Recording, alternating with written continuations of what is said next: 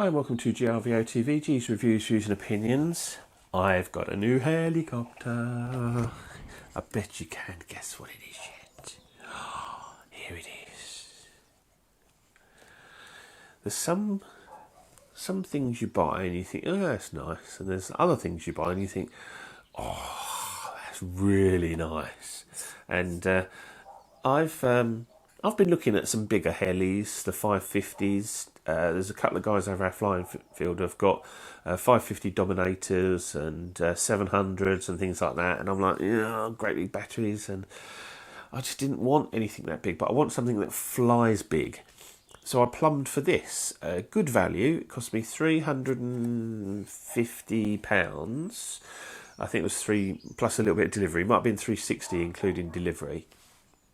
And that comes complete. You need obviously to add your own transmitter and battery.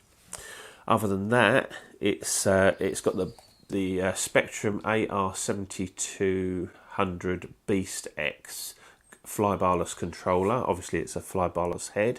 I love this flybarless head system now. It's so much less complicated. There's so fewer parts count.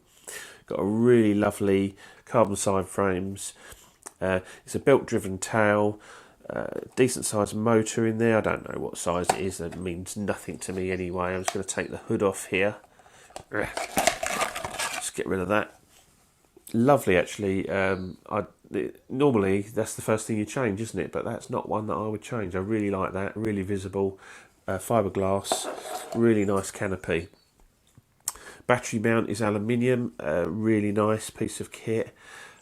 The only thing I changed was to Dean's because all my batteries are Dean's connectors.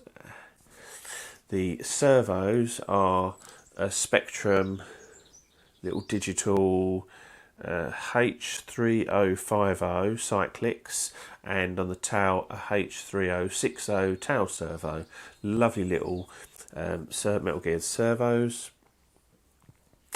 Really nice layout, very neat. The speed controller's up here, and that's a Castle speed controller.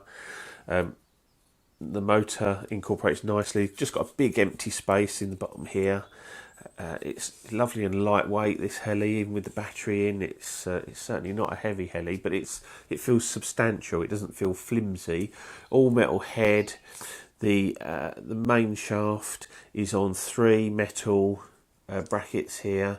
Really nice, and it just all sort of looks robust. The tail boom is nice and chunky. It's got obviously the carbon fibre fins and the little metal clip here. Plastic clips on the tail servo. I could replace those for metal ones, but I think that these plastic ones grip quite nicely, so no problem with that. Really neat the way they've done the wiring out of the Beast X. Got no issues there. The tail's got weighted tail grips. Nothing special at the back end, just I would say functional, but again I can't see any areas there that I would want to necessarily upgrade. Maybe metal blade grips would be my only upgrade on that to match the head. Other than that, and the other thing I don't like, which I will change, is these plastic mounts for the canopy. I prefer the metal ones because they're slightly rounder balls on the end and they go on better, so I will be replacing those.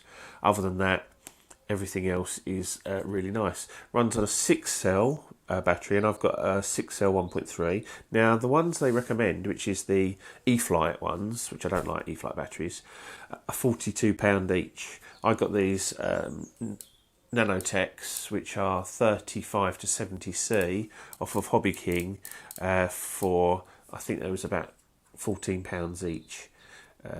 So it's not like you have to spend a fortune on batteries because you're running into 6-cell. So really great little perfect size for me. Absolutely love it. Now, I've never used a Beast X all-in-one flybarless unit before. I've used something similar on the 180 CFX, so I didn't expect any problems. I basically set up my transmitter as per, just going to put that down, as per the manual, which I'd done before I got it. And bound it to the Beast X, let the Beast X do its thing. It sort of sets itself up. You get all flashing lights on it, all very funky, and then after a few seconds, it's bound, and once it's bound, that's it. You just let it settle, do its thing. Once I'd done that, I just checked everything. Obviously, I checked everything was tight. This had moved slightly in transit. There was tail servo, but I sorted that. Checked everything else. Quick once over. I'm going to do another quick once over, checking all the bolts as well. But once I checked everything was moving in the right direction, and that, I just put it into a test hover just in the back garden, which I haven't really got space to fly a heli like this in the garden. But a little test hover just to see if it was okay. Once I've got it light on the skids, I could see that it was going to be okay. Popped it up into a hover, and oh my god, it was just so locked in. It was like someone was holding on to the tail. It was like absolutely nailed down. The tail was just so rock solid, just sat there beautifully. It reminded me of back in the day when I had an XL Graphite 60 helicopter, 60 size, and it just sat there in the hover and didn't budge. You could go hands off for a good while. So I haven't done anything other than test hover at the moment, because I'm going to let it all bed in, the gears, the belt, check the tension after a couple of hovers and things like that. I'm not going to go mad with it, and I'll keep you updated as to how I get on. But if it flies like it hovers, it's going to be fantastic. Just a note on the size, I've got here a 400 size heli, and that's the Twister Storm. And if I just put them head to head, the blade is ever so slightly lower, but if you take into account, if you put the skids at the same height, the actual sort of guts of the helicopter are much lower because of the flybarless head. The blades are obviously longer, and the tail boom's longer. So it's sort of, although it's a 360, which is the blade length, it's what I would call a 450 size heli, maybe even slightly bigger than a 450 size heli. And it's just perfect size for me, especially if it flies like a much bigger heli, which I think it will do. It's going to be absolutely lovely, nice and easy to fit in the car. Batteries are nice and cheap, easy to charge, no issues with any of it. Just really is a perfect size for me. Yes, I would like one of the big 700 size helis, but practically, plus the cost as well. You're really pushing some money when you're looking at those big 700s, whereas this 350 quid all in, I think was a pretty good deal.